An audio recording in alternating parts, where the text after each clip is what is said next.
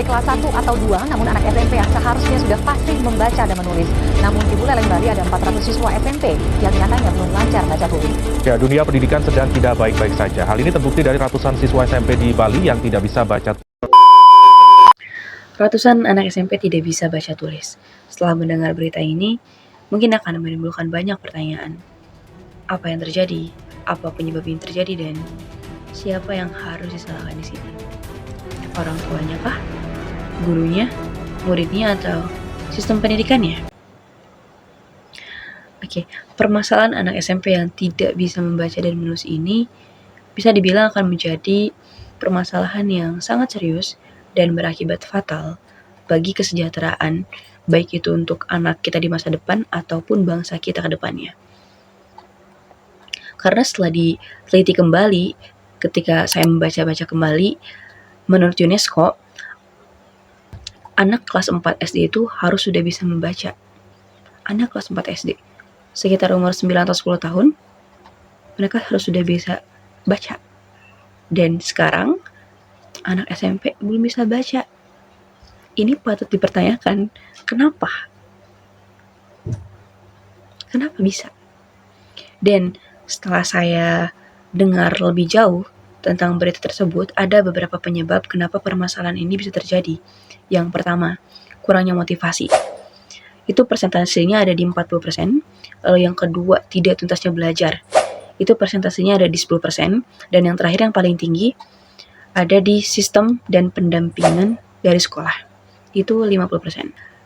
Berbicara tentang sistem pendidikan, saya pernah membaca beberapa komentar netizen dalam video yang terkait, bahwasannya mereka bilang di sekolah saya, di beberapa sekolah saya, atau anak saya, atau adik saya, ada aturan yang bilang bahwasannya anak siswa-siswi itu tidak boleh ada yang tinggal kelas. Dan ya, dengan adanya aturan ini, maka tidak akan menutup kemungkinan poin dari penyebab yaitu tidak tuntasnya belajar itu ada. Ini yang mendorong kenapa permasalahan ini bisa terjadi, karena aturan yang ada. Ya, anak belum tahu apa-apa gitu, misalkan di kelas 3 belum mengerti materinya apa, tiba-tiba naik kelas, belum menguasai materinya. Ya nggak aneh sekarang kenapa nggak bisa baca anak SMP. Itulah mengapa permasalahan ini harus lebih diperhatikan kembali.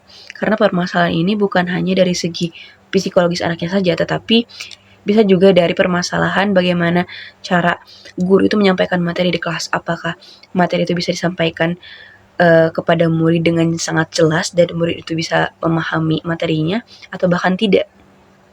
Itu. Ataupun bisa dari lingkungan keluarganya, orang tua.